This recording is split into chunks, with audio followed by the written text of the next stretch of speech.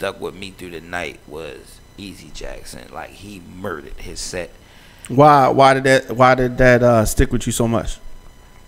You might like this. You know, Easy Jackson and Greenspan, they do a lot of like club hip hop shit. Mm-hmm. Yeah. I once he switched it up. He was hip hop. He took it to Baltimore. He like, I'm ready to go home. Let's take it home. He had 45 minutes. Wow. On stage. And he just did his thing. Like, the club part of it, when he was doing his club song, he got in the crowd with everybody. And everybody was dancing. It was dope, yo. It was dope. And I was right there. You sound like, and I don't hear you talk like this too much. You sound like just a fan of music at that I'm a fan. point. I'm always a fan of music, and I love to see great performances. Sometimes I like to go to show and just watch. Go to shows and just watch. You know, see a great show. And I haven't seen that in a long time. Like, every artist that went on the stage matched up to the headliner. You dig what I'm saying? Mm-hmm. Like, everybody was great. Everybody was great. You know what I mean? And all the Baltimore artists really did their thing. But it was just Easy Jackson. His performance just touched me. It touched me. So shout out to Easy. Did you enjoy Smif and Wessun? I definitely enjoyed Smif and Wessun, man. Got a chance to rap the General Stale, you know what I'm saying? And that was cool. What the hell are you doing? There's a fly in here that I will kill before the night is over, and I will kill this fly. We have a visitor. Yo, big as a mother. He big as, he like a bee. But no, I got the chance. So how long was they on? How long was they on stage? Who, Smif and Wessun? Yeah, they did like 45 minutes. Okay. Yeah, they went through everything, couple new joints, you know what I'm saying? They killed it too, of course. You know what I'm saying? They killed it too. And the funny part about it, like, you could tell it's just the norm for them. You know what I mean? Yeah. Because they always touring, so they was just chilling like regular. It wasn't no, okay, yo, we about to go on. Ain't just like, okay, y'all ready? All right, let's do it. It was just like, chum, easy money. You know what I mean? Easy money. It was just like, yo, wow, that shit was dope, man. It was well put together, so. I was there learning. I was a student, man. You know what I mean? I was a student watching it, and Cole Mega definitely did a good job too, man. And I caught one of his CDs. Me and him rap for a little bit. Yeah, cool, I've had Cole Mega on my show before. Yeah, he cool, yo. Cool dude, man. Yeah, man. So if you wasn't at the Auto Bar, you missed the great show. I'm sure it's somewhere online. It gotta be. Somebody had to record that. You know what I'm saying? Missed it. Damn it. And they left it totally up to the artist. Like, what you mean? Like, who was the promoter? You know? I don't know him. White guy. I don't know him. But they left it. You know how it'd be sound men making sure everything. Mm-hmm. When it was your turn, you had to go up there with your own shit and hook it up. What? Like, because everybody had a DJ, so you know everybody come up there with their turntables and they cutting chords and shit. And it wasn't nobody helping their ass. It was just. Are you serious? Yeah, that shit was funny, but everybody, it worked. I guess they discussed it or something because it all worked and it worked out fine. Well, that's good. Yep. So, big up to my man Broth. Was they smoking inside? Oh yeah. Yeah, we were having so this much was one fun. of them. Shout out to Guy Grams. One of them type of nights. Guy Grams was blowing them big old. I couldn't make it to this event. Yeah, I was not feeling alone. But it was love all through the building. And you know what? It's crazy because I saw the difference. You feel me? You might not understand. What you mean the difference? I seen the difference in the atmosphere, the mood, like how everybody was moving. I just seen the difference in the hip hop crowd and so-called, so to speak, trap crowd. You feel me?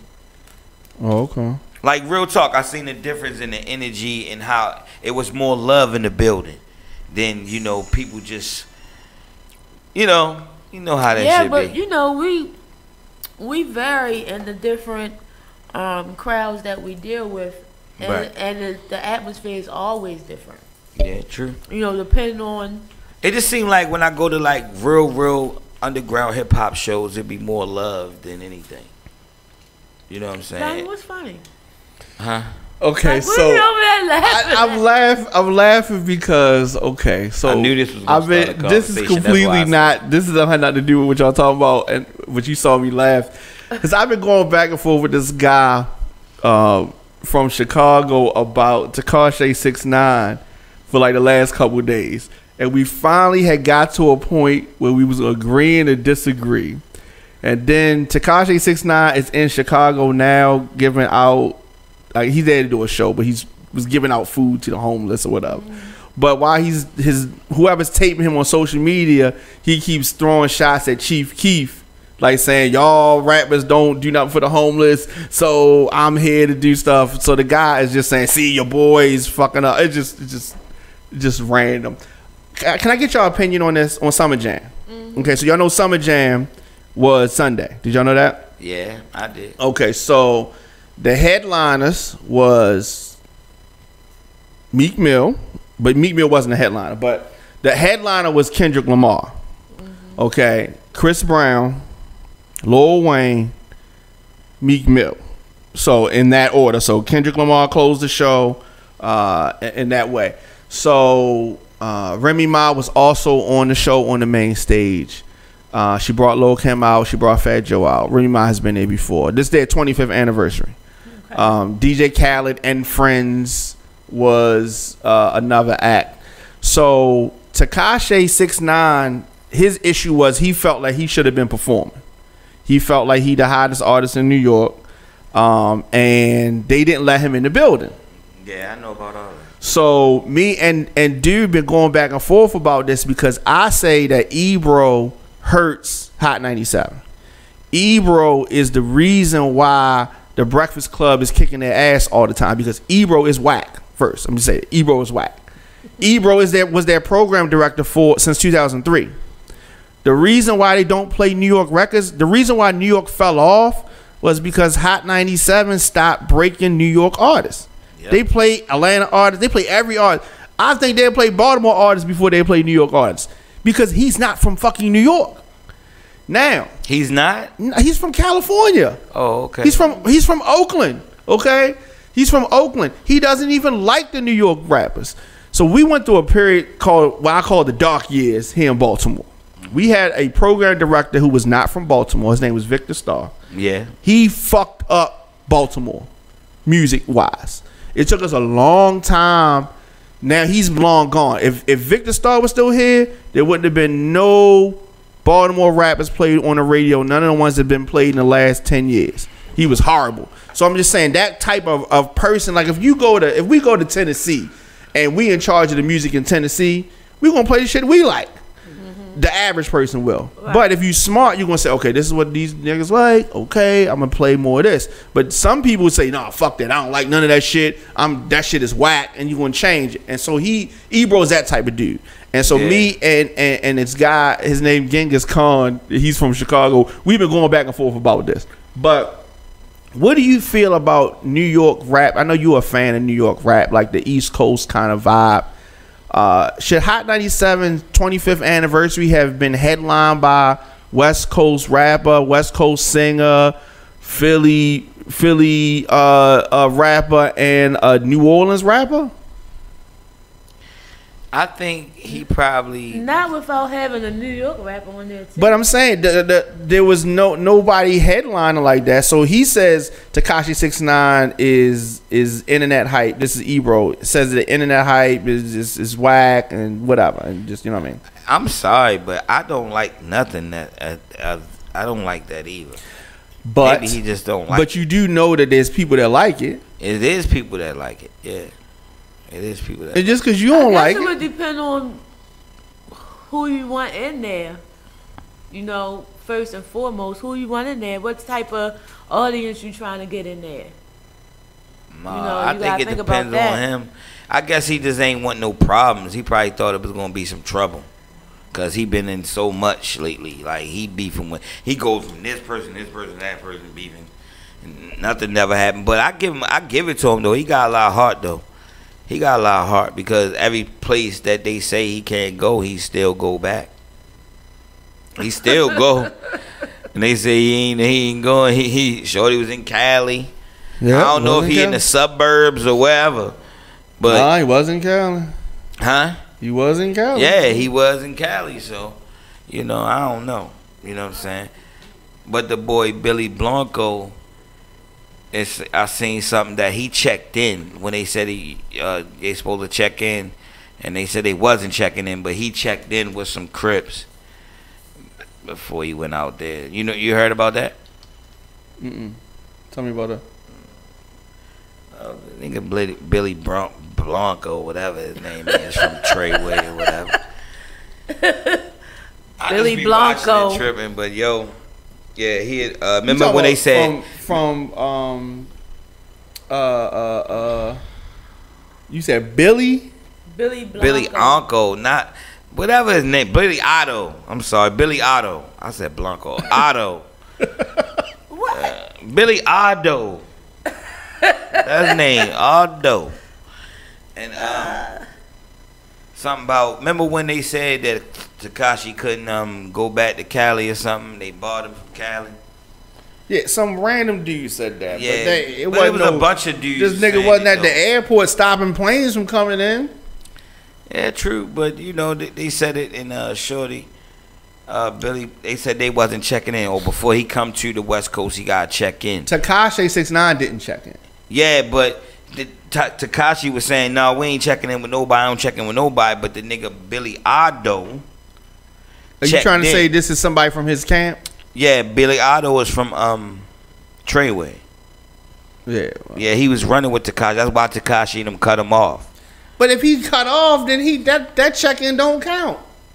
That's why they cut him off. That's like like E checking in, talking about he checked in for Knoxville. Who? Exactly. What? This thing is crazy. Anyway, I don't want to talk. You know what I'm talking about? Somebody that ain't down. Oh no, not that. I'm talking about E Dog. I'm talking about Edward. Creed. Edward.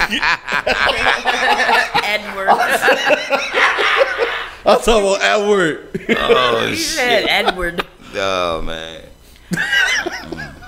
Diamond, how you like Nicki Minaj and Lil Wayne new track? Rich I was gonna bring it in after we played it, but since you brought it up, first of all, y'all know that the shit is rocking. That shit is hot. The shit is amazing. Did you tell them about the concert? She's going on tour with Future. Yeah. I'm going to the show by myself. I'm gonna be there because I don't want no that negative energy around. You know what I'm saying? It is all negative energy. When they coming? We said when? This summer? Where? Oh, here? Yeah. I'll be there. Yep. She's also releasing a new track with Ariana Grande called Bed. You know what she's doing? She's showing how it's done. So she releasing a couple of singles. I hope Remy Ma's there like this. Okay, so I need to. This is Are you gonna be up at midnight to download Queen? No, I'm just gonna stream it on your birthday on Tidal. You know what I'm saying? But that's our album called. It's coming out August 10th. I'm dropping the album August 10th. That's our album title. Queen. Yeah, I'm dropping the album Queen on August 10th too. And before we go to both of us together, I'm promoting both albums. Y'all know Scrappy was in an accident. He's doing better. He's home now. Boo. Got broken foot. So I'm glad. Don't even let me. Don't even get me on these airways talking about Lil Scrappy. Oh, he hurt his Why you don't like him? His bones is broken. What Scrappy do to you, man? He did nothing. What Scrappy do to you, bro? He ain't do nothing to me per se. We just don't see eye to eye. And he got me blocked. Did I tell you he had me blocked? Yeah, I was going to congratulate him when he got married. I'm still blocked. Why he block you? He doesn't like some things that I have said. and we have some mutual acquaintances that was probably mutual at the same time. Oh. Yeah. so it's like if you go out and you see said mutual person. So I was in a party, he was in a party, said girl was in the party, and she was talking to me and hanging with us, and he feel a certain kind of way. But you know what I mean, y'all understand, these are just regular people, just like how we just regular, they just regular people, you know what I'm saying? And so you know what I mean, but whatever, it's just, you know, just I call like huff and puff, you know, woo, blow your house down type, okay, you know what I mean, that kind of stuff. That is crazy. And that's all. That's pretty much all it was. But I don't get it. There's some other stuff too, but for the most part, it's mostly that kind of stuff. But every time, just like Bow Wow, every time I get an opportunity to dump on them on social media, I dump on them. So, and when I dump on them, I dump on them. So I say stuff, I will at them in the stuff that I say, and I'll say this, remember you did this, and then so it's a little bit of back and forth, and then they don't understand, I don't stop. I have time for the bullshit. So they may be like, I don't have time for this shit. I have time for the bullshit, and so then he'll get mad, and then so he blocked me. Around the time when he got engaged to Bambi, he blocked me at that point. So I was like, oh, you want to marry this one, but then you was, yeah, so, but you know what, so he blocked me. Getting blocked. I got blocked by a lot of people. Told you the Black Geraldo, bro. You gotta update that reference. Because Geraldo go back to the 80s. Most of these people don't know who the fuck Geraldo is. Give a fuck about the story. He don't give. I care about the story. He would jeopardize his life to get the fucking story. That's what I mean. Run in front of a moving bus. Yes, he get hit by a bus, nigga, just to catch the story. Stand in a lightning thunderstorm. Motherfucker was on TV with a big ass Band-Aid on his nose. Nigga done whipped his ass. He still. But you know why? You know why? What happened? Why he had that shit on his nose? Don't you? You don't know why he had that shit on his nose? The Ku Klux Klan beat him up, right? No, it ain't that he beat him up. It was that the Ku Klux Klan got the skinheads got to fight with the Muslims, and somebody threw a chair, and the chair hit him in the nose, broke his nose. That shit was funny. Motherfucker probably threw him. Back in the day, whenever a fight broke out, somebody always gonna throw a fucking chair in the mix. And I tripped because this nigga didn't go off the next day. He's sitting up in front of But you know he had to come back the next day. Big ass pile of gauze on his nose. You know how much? Shit, you know how many ratings he got the next day after the fight? Yeah, I know. But shit. He like, oh no, I gotta come in this bitch. He should have put a little Band-Aid on that motherfucker. But they could have had him on the IV. They would have wheeled his ass out. Yes. Old cotton ball on his. That shit was funny. It was funny. That was funny as shit. Bandaged up in his face and shit. He was like, go to a commercial, Dickie. My nose broke. I say he do not care, bro. God damn. Oh shit. I never forget that. So Diamond was the fly wire party was Sunday. Oh, let's talk about that. How was that? So it rained. I don't know if you noticed, but it rained. Yes. Yeah. And I couldn't take my equipment out in the rain, and so therefore, but they are having another party. So some people did come out to the party. Okay. However, they are having first time ever a part 2 to the white party in the same year. Because they want people to be able to experience and enjoy the party. So it's their view to do this in the sunshine. Mm-hmm. Yeah. For some weird reason. Some weird reason. So I'm glad you said that because it's giving me opportunity to read this statement. So Marcy, who is in charge of the white party, said, my Be More family, supporters, blah, blah, blah, blah, blah. We fucking love y'all, man. Real shit. But, okay, so we are having a part 2 party. And next year, y'all know it rains every year on us. We don't know what to do with Mother Nature, bipolar ass. Moving forward, this is the new white party strategy. When we move, y'all move. Y'all have to be willing and be flexible. We're no longer going to chase a set date. We are going to chase a sunny day.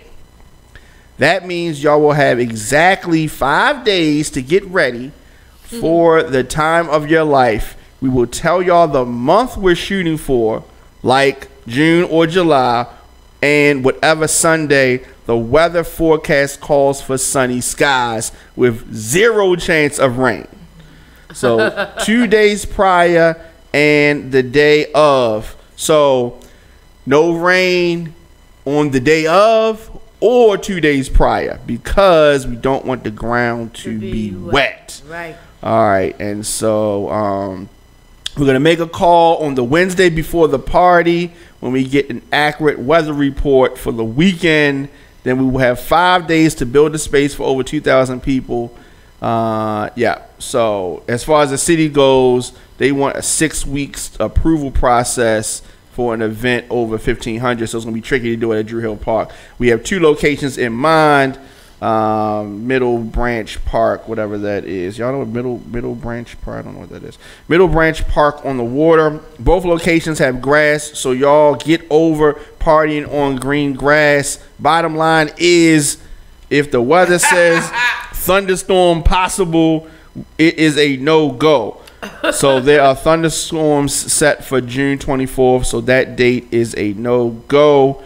We will need more time to wait this weather out and plan out the details. I will update y'all in a few days what's the plan for part 2 for this year, but rest assured we are going to get a sunny white party this year.